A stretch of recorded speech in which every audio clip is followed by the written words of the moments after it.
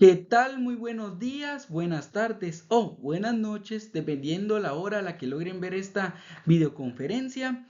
El día de hoy vamos a hablar sobre los derechos de mero goce, que se divide en cuatro secciones, ¿verdad? Encontramos el usufructo, el uso, la habitación y las servidumbres.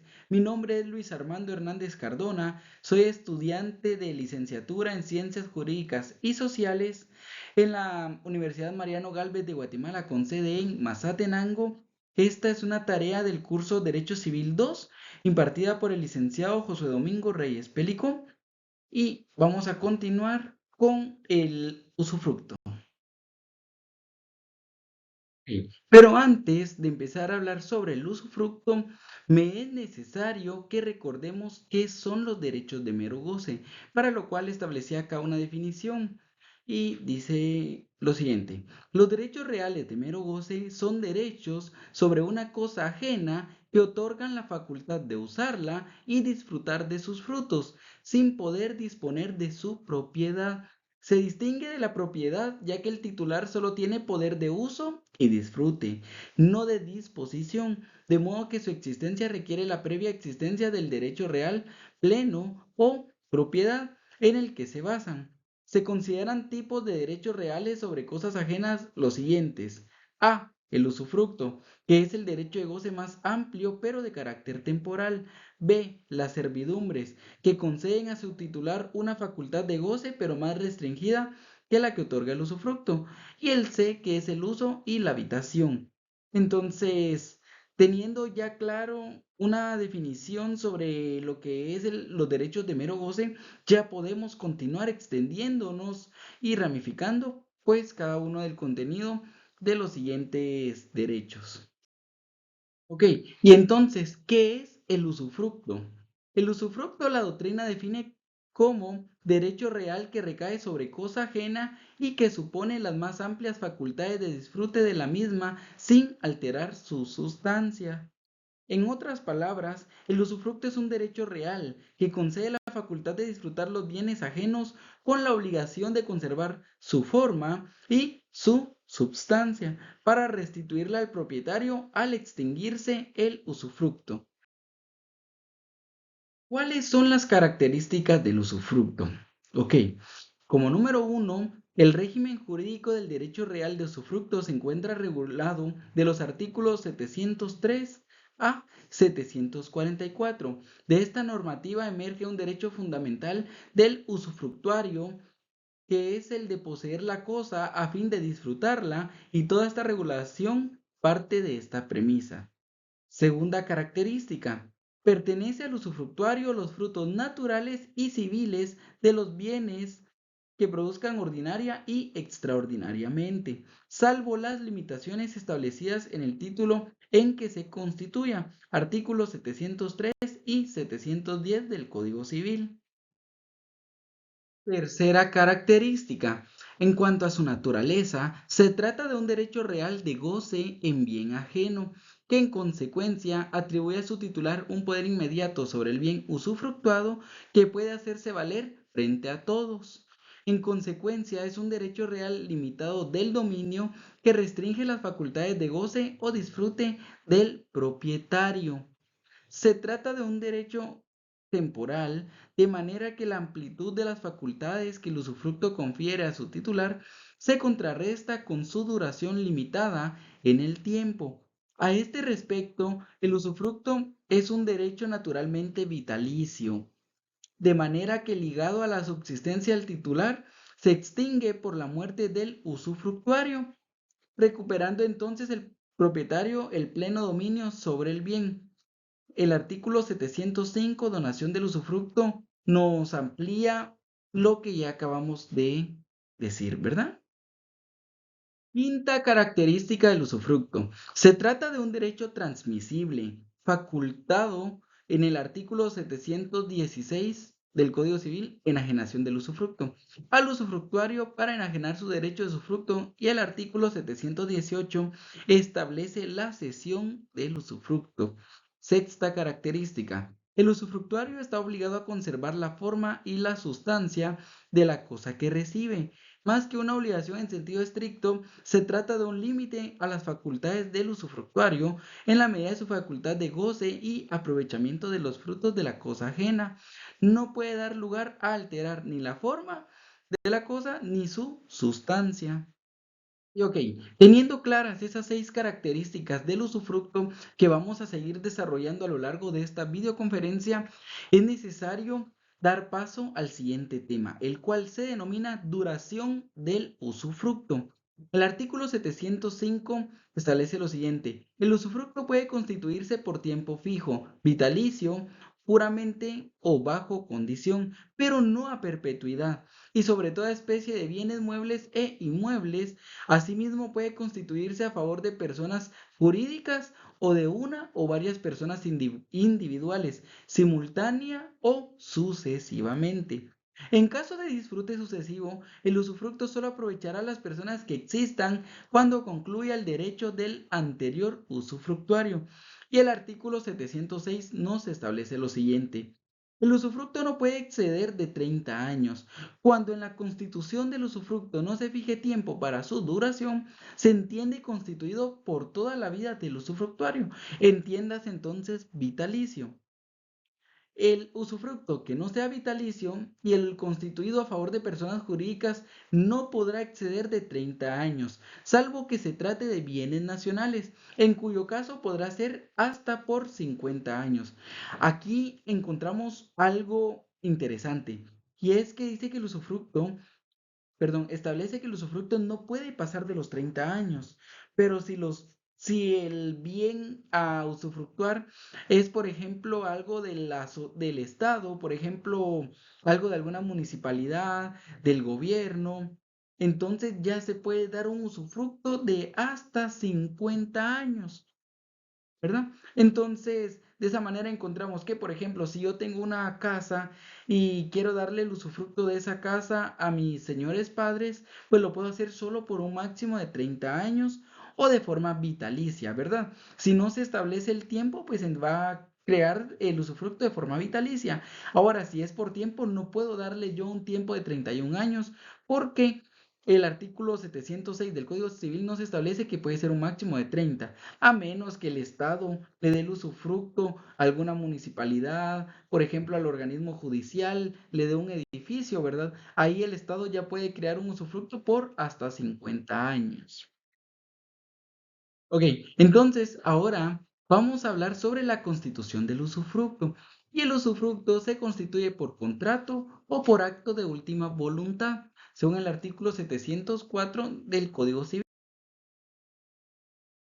El acto de constitución puede ser tanto inter vivos como mortis causa, lo mismo a título gratuito que oneroso. Y aquí pues desarrollé de forma más amplia el tema y en el inciso A, el usufructo constituido por contrato. Es un usufructo voluntario que puede constituirse en virtud de contrato o negocio jurídico otorgado por quien sea propietario o tenga el poder de disposición sobre el derecho que va a ser afectado. Puede ser a título oneroso, por ejemplo, una compraventa, o gratuito, en el caso de una donación. También puede constituirse el usufructo por contrato cuando el propietario del bien vendido o donado se reserva el usufructo del mismo. Esto es una reserva para sí mismo. En tal caso, enajena la nuda propiedad de la que se para y se reserva el usufructo, una figura admitida por el ordenamiento guatemalteco.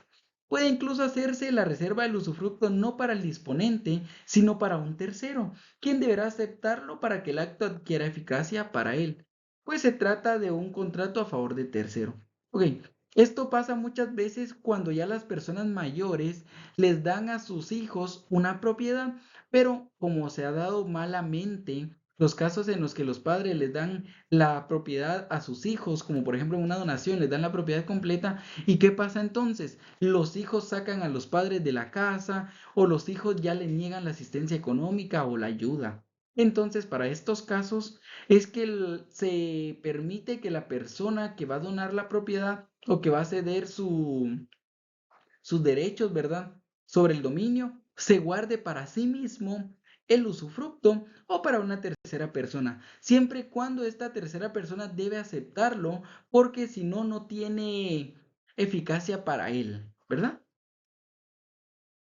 Finalmente, puede constituirse el usufructo bajo condición, lo cual debe establecerse claramente en el contrato, especificando los términos correspondientes de la condición, ya sea suspensiva o resolutoria.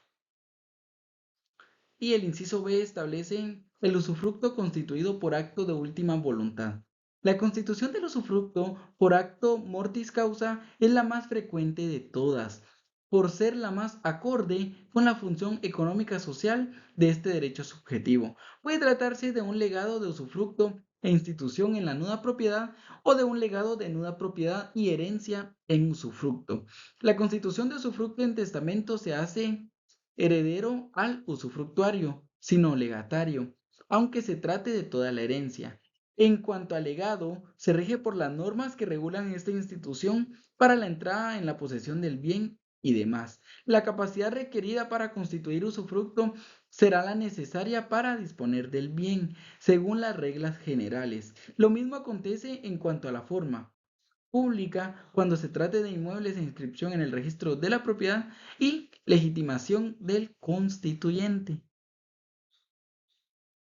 Ok, pues ya profundizamos sobre las características y cómo se constituye el usufructo. Ahora es importante hablar sobre los sujetos del usufructo, y los cuales serían los siguientes. El titular del derecho de usufructo es el usufructuario. Sin embargo, debemos tener presente que la existencia de usufructo y usufructuario comporta la necesidad de un nudo propietario, el otro sujeto en la relación de usufructo, en el que desempeña un papel y al que afectan numerosos derechos y obligaciones. Titular de la cosa que el primero tiene solo un derecho limitado de disfrute.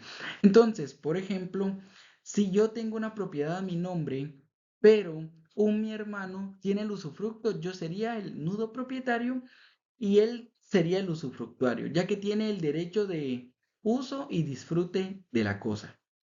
Entonces, profundizando más, usufructuario y nudo propietario, en la relación jurídica que determina el nacimiento del derecho de usufructo, intervienen dos sujetos, el usufructuario, titular del derecho real de goce, y el nudo propietario, dueño de la cosa usufructuada, titular de la nuda propiedad. De otro lado, pueden ser titulares de usufructos tanto las personas físicas como las jurídicas, como se desprende del tenor segundo párrafo del artículo 705 del Código Civil. El artículo 706 recoge una regla imperativa al establecer que cuando el usufructo se haya constituido a favor de personas jurídicas, no podrá exceder de 30 años, salvo que se trate de bienes nacionales, en cuyo caso podrá ser hasta 50 años, que es algo que habíamos establecido anteriormente. Pluralidad de sujetos en el usufructo. El artículo 705 señala que puede constituirse el usufructo a favor de personas jurídicas o de una o varias personas individuales, simultánea o sucesivamente. Así son dos las formas fundamentales de pluralidad de sujetos en el usufructo. Y para profundizar más sobre este tema, lo he desglosado de la siguiente manera. Constitución simultánea. En este supuesto, varias personas son, a la vez, es decir, al mismo tiempo, titulares del usufructo sobre un bien, a tratarse de un mismo usufructo porque si sus respectivos derechos recaen sobre utilidades distintas de la cosa, por ejemplo, a uno le corresponde el aprovechamiento de los pastos y a otro el del arbolado. Entonces, no estamos ante una pluralidad simultánea de sujetos en el usufructo o co-usufructo, sino ante dos usufructos distintos sobre el mismo bien. La situación de co-usufructo se regirá por las reglas que establezca el título de constitución y en su defecto por los artículos que regulan la copropiedad.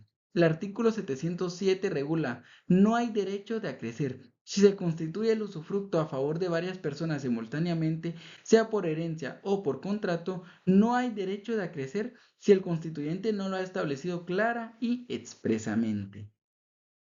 Constitución sucesiva. En este caso, varias personas son designadas para sucederse en la titularidad del usufructo en función del criterio que el constituyente establezca, la muerte del anterior, el transcurso de un determinado tiempo, etcétera, ¿verdad? Pueden ser diferentes causas. En el caso de que las personas designadas vivan todas en el momento de la constitución del usufructo, no existe ninguna limitación para el número de las mismas. En efecto, el último párrafo del artículo 705 prescribe: en caso de disfrute sucesivo, el usufructo solo aprovechará a las personas que existan cuando concluya el derecho del anterior usufructuario. Y el objeto del usufructo sería el siguiente: pueden ser tanto bienes ajenos sobre los que su titular tiene el jus utendi fruendi, el derecho de goce sobre la cosa, como derechos y aún universalidades.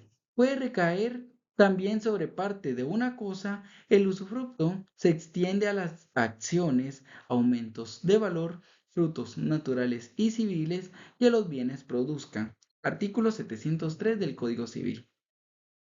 Ok, ahora vamos a hablar sobre los bienes.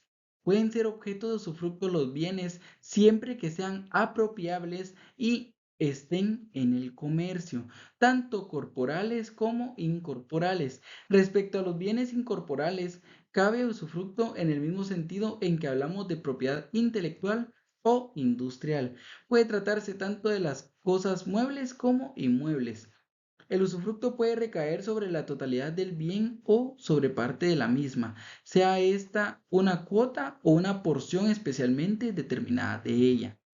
El usufructo se extiende, según señala el artículo 703, a los frutos naturales y civiles que los bienes produzcan, y el artículo 712 del Código Civil dispone: el usufructo de una heredad se extiende a sus bosques y arboledas, pero el usufructuario debe conservarlos y reponer los árboles que derribe, sujetándose en la explotación a las disposiciones de las leyes forestales. Entonces, por ejemplo, si se deja el usufructo sobre una finca la cual contiene 700 manzanos, la persona, si tala un árbol, si lo bota, ya sea que porque el árbol estaba contaminado, tenía alguna plaga o sufría algo que mermaba su producción, entonces la persona, si tala un árbol, tiene que reponerlo, claro, siempre adecuándose a las disposiciones de las leyes forestales. B. Derechos. Puede constituirse usufructo sobre un derecho, siempre que no sea personalísimo o intransmisible.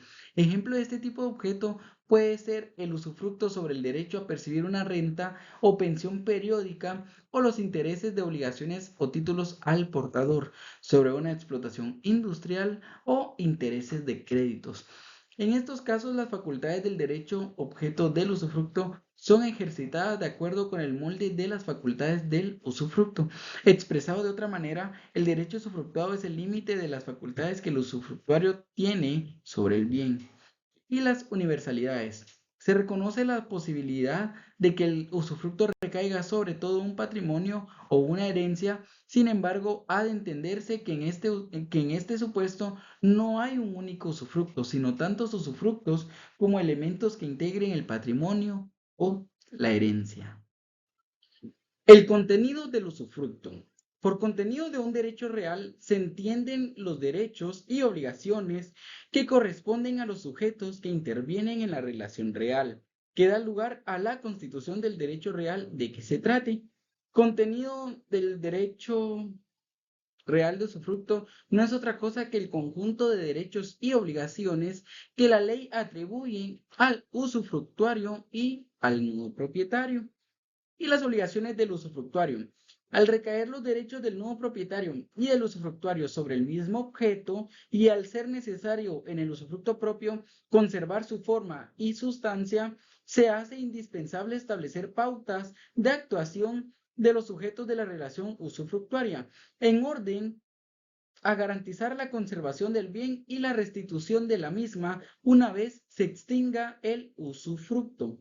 En consecuencia, nacen entre usufructuario y nudo propietario serie de obligaciones que vienen reguladas en el Código Civil.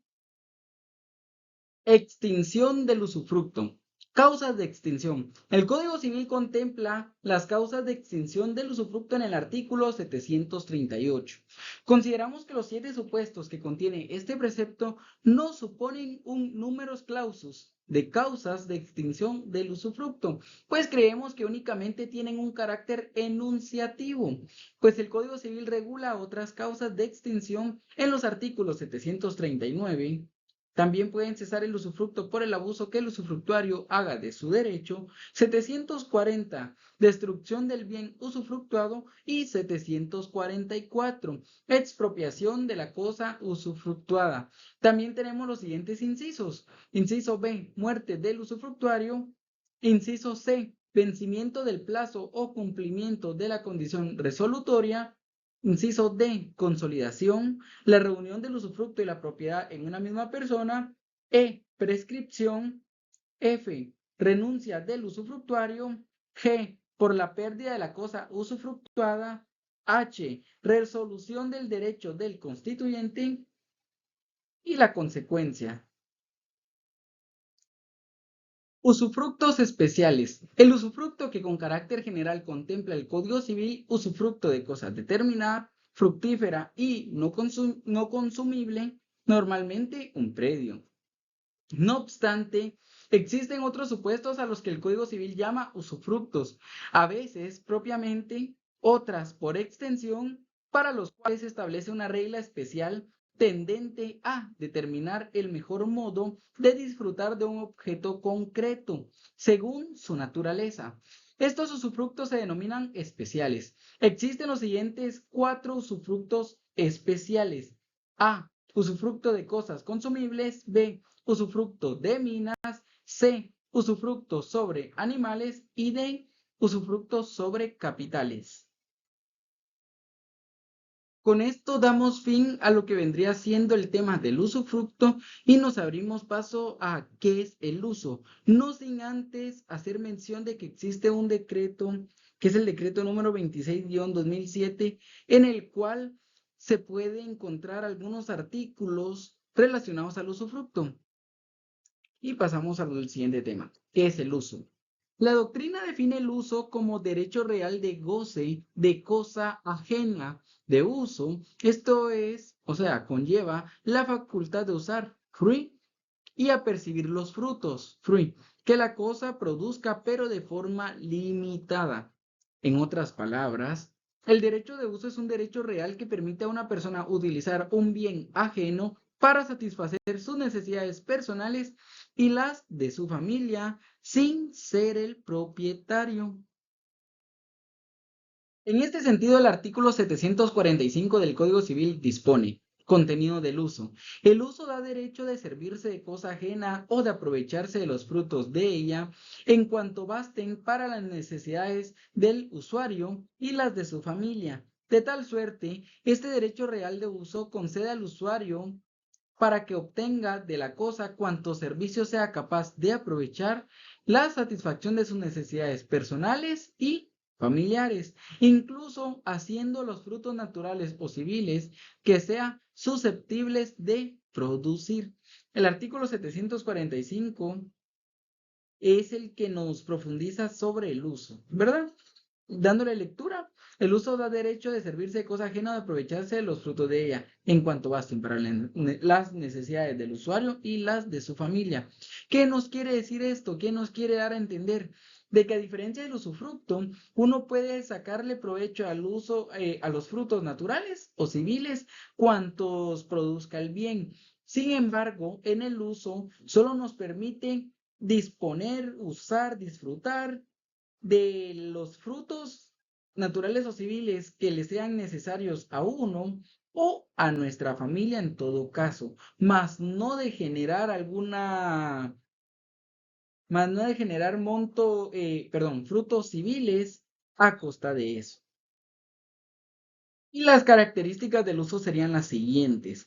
Sus características son: A. Es un derecho real de uso que atribuye la facultad de utilizar un bien ajeno. B. El titular del derecho puede percibir los frutos en función de sus necesidades y las de su familia. Artículo 745 del Código Civil. C. es un derecho inalienable, intransmisible, en virtud de que no se puede enajenar, gravar ni arrendar.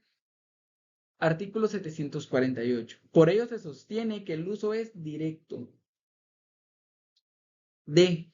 Si quien tiene el uso de un fondo tomare todos sus frutos, estará obligado a hacer los gastos de cultivo y a pagar las contribuciones. Si no tomare más que una parte de los frutos, contribuirá en proporción de lo que se goce.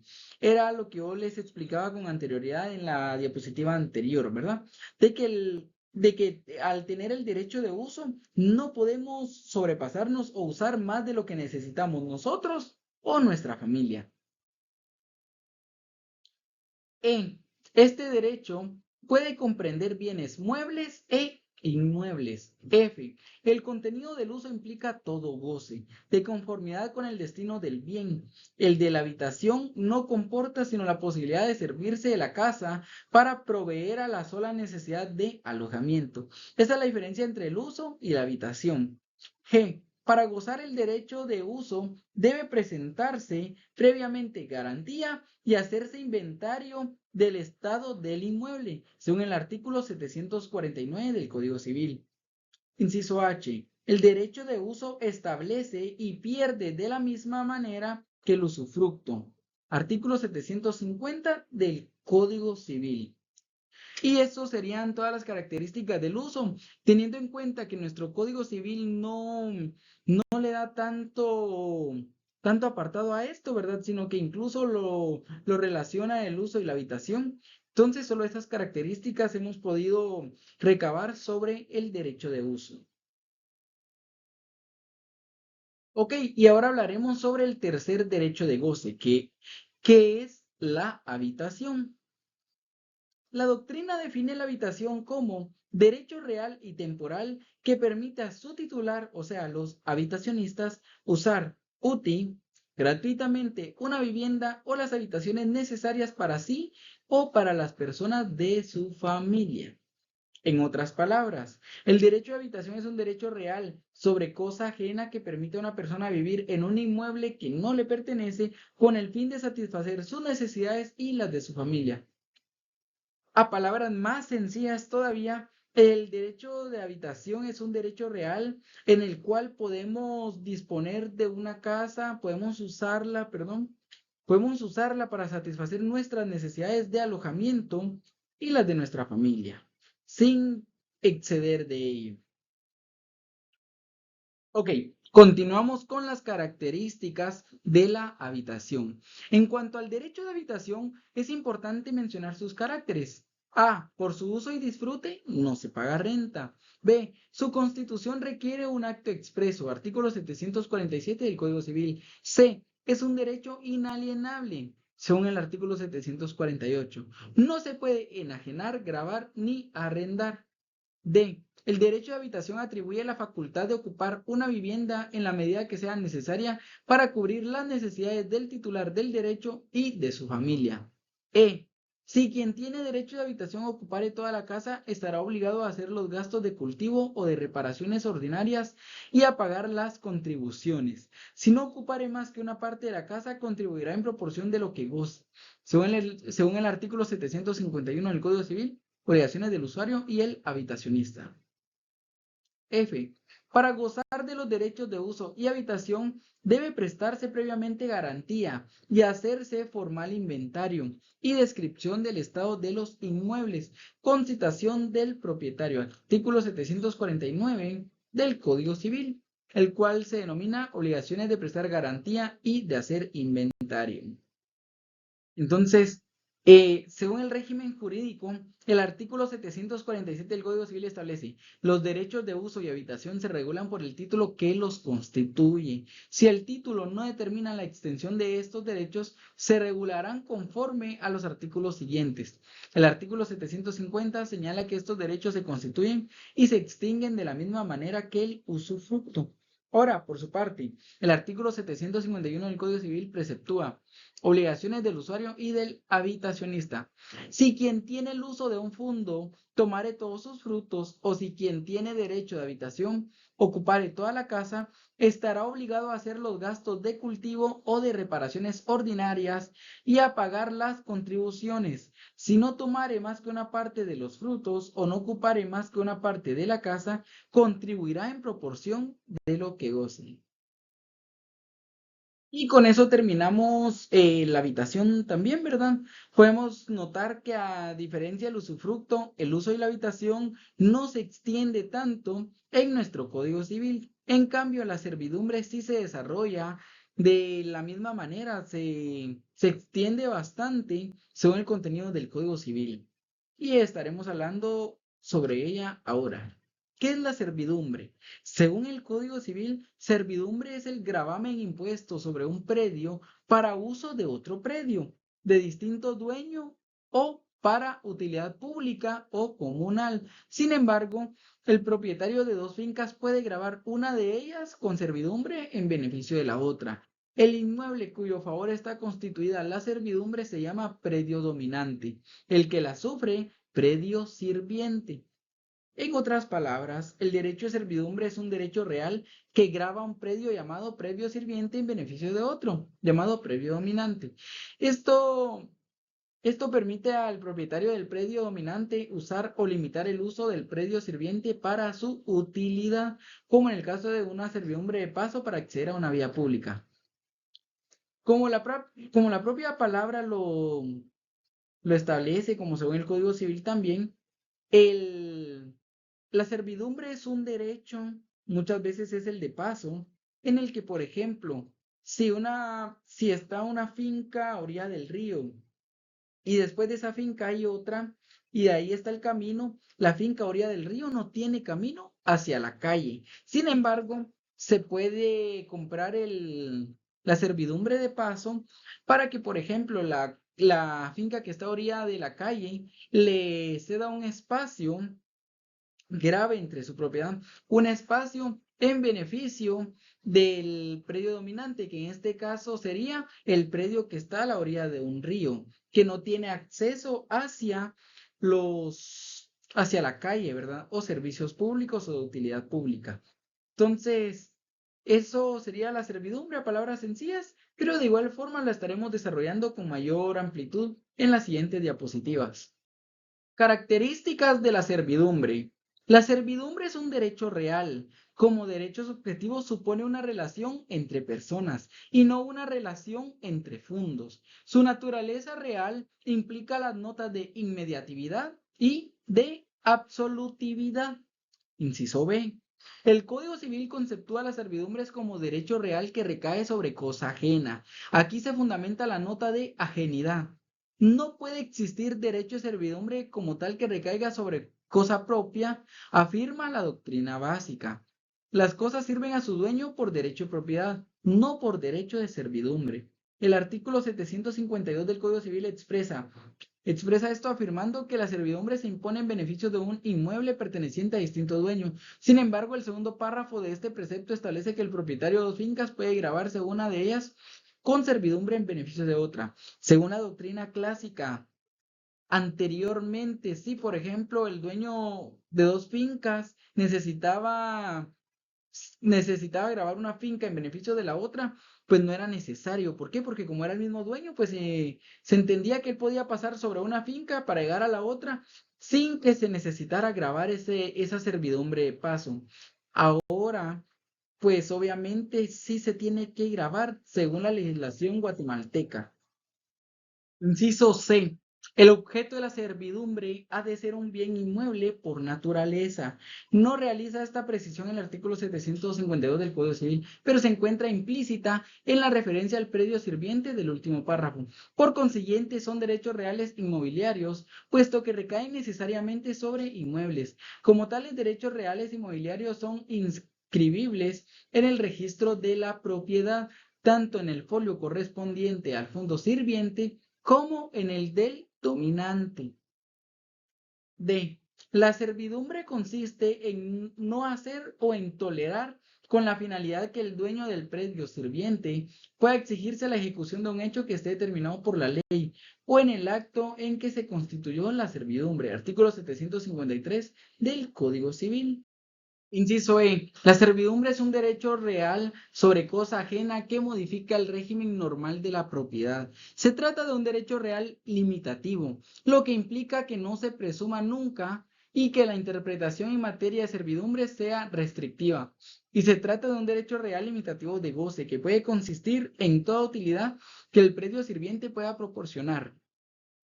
El dueño del predio sirviente, sujeto pasivo de la servidumbre, está obligado a dejar hacer e incluso a hacer alguna cosa con carácter accesorio. Artículo 753. F. El carácter subjetivamente real de la servidumbre predial determina sus caracteres de inseparabilidad e indivisibilidad. Al tenor del artículo 755 del Código Civil, las servidumbres son inseparables del inmueble a que activa o pasivamente pertenecen. Si los inmuebles mudan de dueño, la servidumbre continúa, ya activa, ya pasivamente, en el predio en que estaba constituida, hasta que legalmente se extinga. De esa cuenta, las servidumbres no se pueden enajenar con independencia del fondo a que pertenecen, pues parte integrante de la finca. El propietario del fondo dominante no puede transmitir la servidumbre sin transmitir el fondo. Tampoco puede el dueño del predio sirviente trasladar la servidumbre a otro fondo. G. Son derechos reales cuyo contenido supone un beneficio actual o potencial para el predio dominante y con el quien sea dueño o tenga sobre él las correspondientes facultades de aprovechamiento. Este beneficio es clave para entender el régimen de las servidumbres prediales. De él dependen tanto el contenido concreto de cada servidumbre como los derechos y deberes de los sujetos activos y pasivos del derecho. Esta utilidad de la servidumbre se traduce en la función propia y justificativa de la servidumbre, por cuanto el beneficio del predio dominante a través del servicio que proporciona el gravamen impuesto sobre el predio sirviente, hasta el punto que la idoneidad necesaria de la servidumbre para constituirse en utilidad o ventaja del predio dominante es un elemento normativo del esquema legal típico que la configura, pues el aprovechamiento de un fondo sobre otro constituye la esencia de toda servidumbre. Y el inciso H. Las servidumbres poseen una vocación de permanencia, lo cual no impide que puedan quedar sometidas a límites temporales y tienden a perdurar indefinidamente, aunque cabe la existencia de servidumbres a término o condicionales. Y llegamos ahora a la clasificación de las servidumbres. Número 1. Clasificación legal. El Código Civil en el artículo 754 realiza una clasificación de servidumbres al señalar: las servidumbres son continuas o discontinuas, aparentes o no aparentes. Y los artículos 757 y 758 regulan a las servidumbres voluntarias y legales. Inciso 2. Servidumbres por razón de su ejercicio, continuas y discontinuas.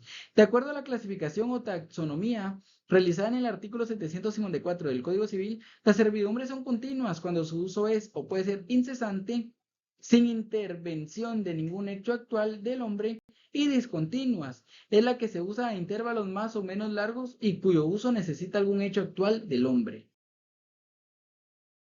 3. Servidumbres por las señales de su existencia, aparentes y no aparentes. Son servidumbres aparentes las que se anuncian y están continuamente a la vista por signos exteriores que revelan el uso y aprovechamiento de las mismas, mientras que las no aparentes son las que no representan indicio alguno de su existencia. 4. Servidumbres por su origen, legales y voluntarias. De acuerdo al artículo 757 del Código Civil, las servidumbres se derivan de la situación natural de los predios, de las obligaciones impuestas por la ley o de la voluntad de los propietarios. Aquellas se llaman legales y en el segundo supuesto de la norma se hace referencia a las voluntarias. Llegamos ahora al objeto y sujetos de las servidumbres. Inciso A. Objeto de las servidumbres. Las servidumbres tienen por objeto un predio que recibe el nombre de predio sirviente, según el último párrafo del artículo 752 del Código Civil. Y los sujetos de la servidumbre son sujetos de la servidumbre el titular del predio sirviente y el titular del predio dominante. La constitución de una servidumbre es un acto de gravamen y como tal un acto de disposición. Exige en el constituyente poder de disposición sobre la finca y plena capacidad de obrar. Artículo 758 del Código Civil. 6. Contenido y ejercicio del derecho de servidumbre. Inciso A. Contenido respecto del titular del derecho de servidumbre. Inciso B. Contenido respecto del dueño del predio sirviente. Y la C. El protección del derecho de la servidumbre. El inciso 7 nos habla sobre la constitución de las servidumbres. La constitución legal. En realidad la ley no constituye directamente servidumbre, sino que establece limitaciones del dominio. Se ve en el artículo 478 del Código Civil. Este supuesto hay que distinguirlo de aquel otro en que la ley faculta a una determinada persona a exigir la constitución de una servidumbre cuando se da el supuesto de hecho contemplado en la norma. Inciso B. Constitución negocial. El principal modo de constituir las servidumbres es el negocial o voluntario, pues cabe respecto de cualquier tipo. Igualmente, las servidumbres legales pueden constituirse negocialmente. Se puede constituir negocialmente una servidumbre puramente bajo condición o a término. Puede ser negocio o a título oneroso o gratuito, inter vivos o mortis causa. En todo caso, se trata de un negocio jurídico dispositivo que exige capacidad para enajenar inmuebles y suficiente poder de disposición. Inciso B. Constitución de servidumbre por destino del padre de familia o signo aparente. El presupuesto de la ajenidad de la servidumbre es contemplada en el artículo 752. En su segundo párrafo dispone: sin embargo, el propietario de dos fincas puede gravar una de ellas con servidumbre en beneficio de la otra. Este modo de adquirir la servidumbre se conoce como la adquisición por signo aparente, por destino del padre de familia, por destino del propietario o por presunción legal. La modificación de las servidumbres. A. Por la voluntad de las partes. Al igual que todo propietario puede establecer en su finca las servidumbres que estime necesarias y en el modo y forma que bien le parezca. Pueden las partes, en ejercicio de su autonomía de la voluntad, modificar el contenido de las ya existentes, siempre que no contravengan las leyes ni el orden público, ni se perjudique a tercero. Igual sucede en las servidumbres legales. B. Por el transcurso del tiempo y la posesión. El artículo 776 del Código Civil regula a caducidad. La concesión de la servidumbre de acueducto sobre predios ajenos caducará si dentro del plazo que se hubiere fijado el concesionario no hiciere uso de ella. Dicha caducidad se opera sin perjuicio de satisfacer al dueño de cada predio sirviente la indemnización que corresponde. En consecuencia, si el concesionario no hiciera uso de la servidumbre, se configura como un modo de extinción de la misma.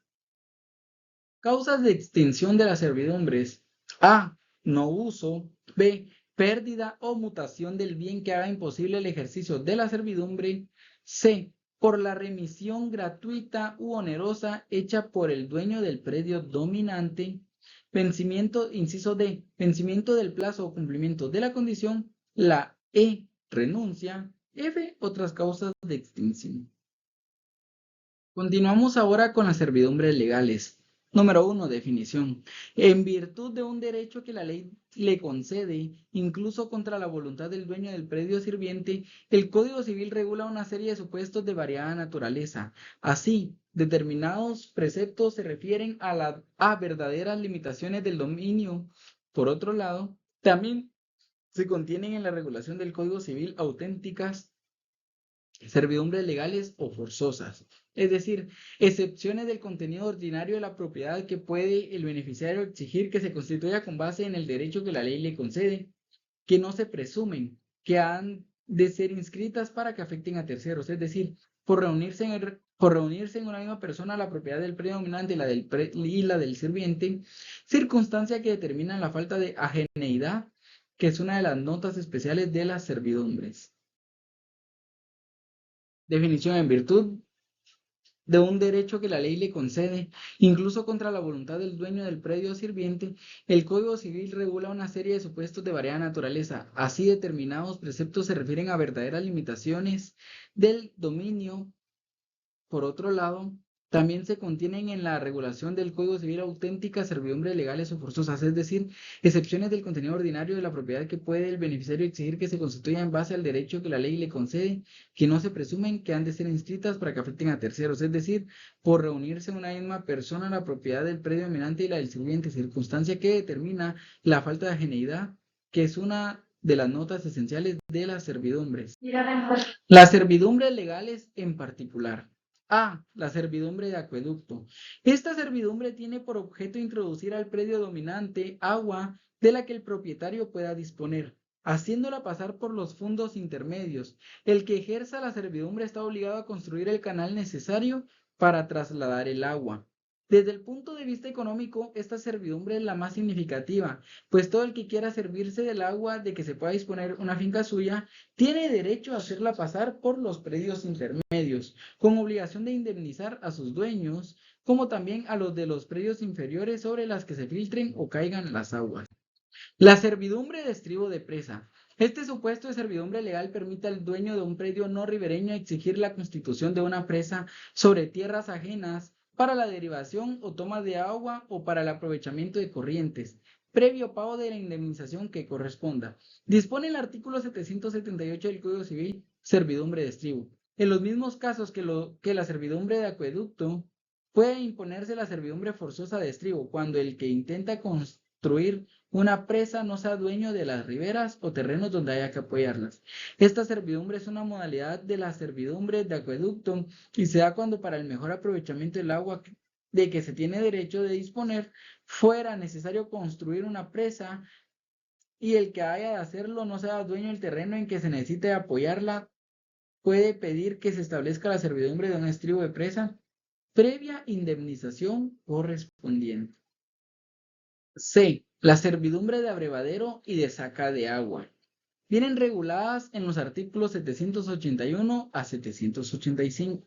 Según el primero, las servidumbres forzosas de abrevadero y de saca de agua solamente podrán imponerse por causa de utilidad pública en favor de alguna población o caserío, previa a la indemnización correspondiente. Del estudio de este precepto observamos que este tipo de servidumbre únicamente puede establecerse por razones de utilidad pública a favor de una población o caserío y llevan consigo la obligación de dar paso por el predio sirviente a las personas y ganados hasta el lugar donde se encuentra el agua que es preciso utilizar. Exige la previa satisfacción de una indemnización al predio sirviente.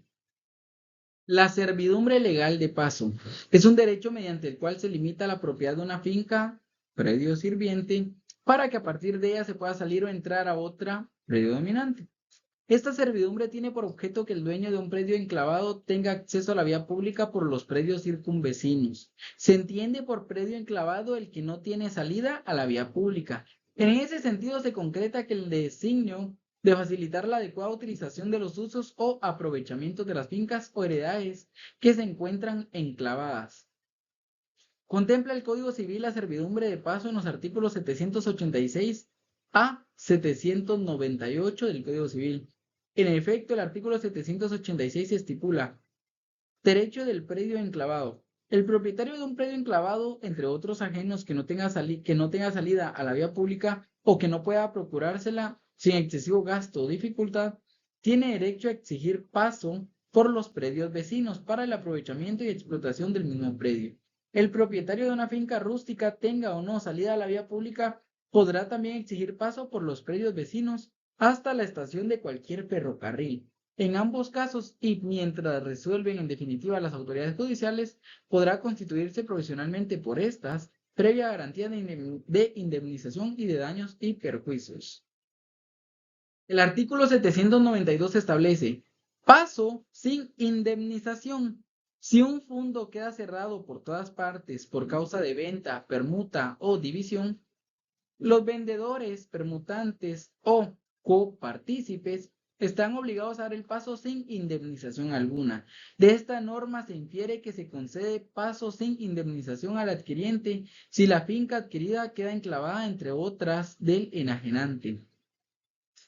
La servidumbre de paso debe darse por el punto menos perjudicial al predio sirviente y, en cuanto fuere conciliable con esta regla, por donde sea menor la distancia del predio dominante al camino público.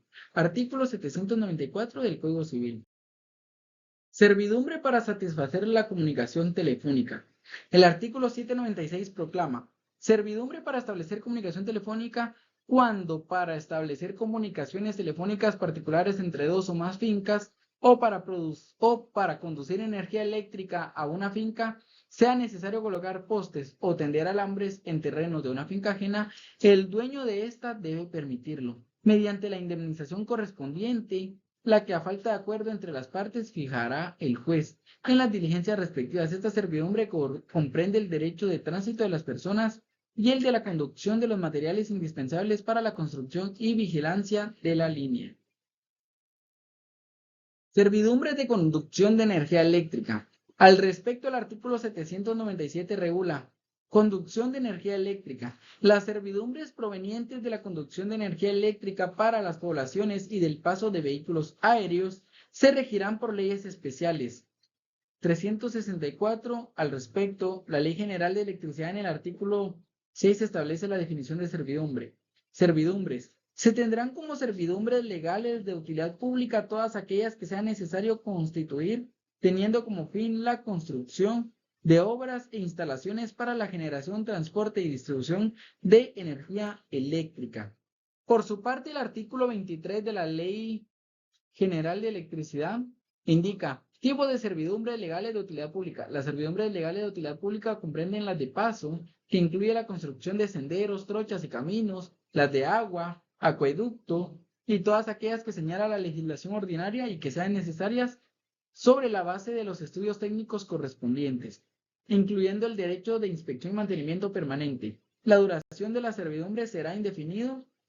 Artículo 25 del mismo cuerpo normativo. Inciso G. Servidumbre legal de desagüe. No se trata de una servidumbre legal, sino de una verdadera limitación del derecho de la propiedad. Esta servidumbre, también llamada natural, tiene por objeto dejar correr las aguas naturales de un fundo superior o enclavado a través de los fundos inferiores o contiguos. En cuanto a la servidumbre de desagüe, el artículo 798 enuncia lo siguiente. Servidumbre legal de desagüe. Cuando un predio rústico urbano se encuentre enclavado en otro u otros, de manera que no tenga comunicación directa con algún camino, canal o calle pública, estarán obligados los dueños de los predios circunvecinos a permitir por entre estos el desagüe del central. Las dimensiones y dirección del conducto se fijarán por el juez, previo informe de peritos y audiencia de los interesados, observándose en cuanto fuere posible las reglas dadas en este capítulo. Y por último llegamos al inciso H, servidumbre de luces y vistas. En relación a esta servidumbre, el artículo 517 señala limitación a la medianería. Mientras el dueño de la pared divisoria tenga a su favor una servidumbre de luz o de vista, el dueño del predio vecino solo podrá adquirir la medianería hasta la altura de la parte inferior de las ventanas o huecos que constituyen el signo exterior de la servidumbre. En este precepto se recoge una limitación del dominio por razones de vecindad en relación a luces y vistas que erróneamente el Código Civil llama servidumbre. En principio puede pensarse que corresponde al propietario de la facultad de obtener la luz que considere necesaria y de tener vistas mediante la apertura de ventanas y balcones. Sin embargo, las relaciones de vecindad, más concretamente el respeto de la intimidad de las personas, suponen limitaciones del derecho de propiedad, limitaciones que no constituyen servidumbre en cuanto tiene carácter recíproco. La servidumbre de luces y vistas tienen por finalidad conciliar dos posiciones en principio encontradas. Por un lado, el derecho de un propietario a obtener luz natural y ciertas vistas, y por otro, el de su vecino a no ser perturbado en su dominio ni ver en peligro su intimidad y tranquilidad.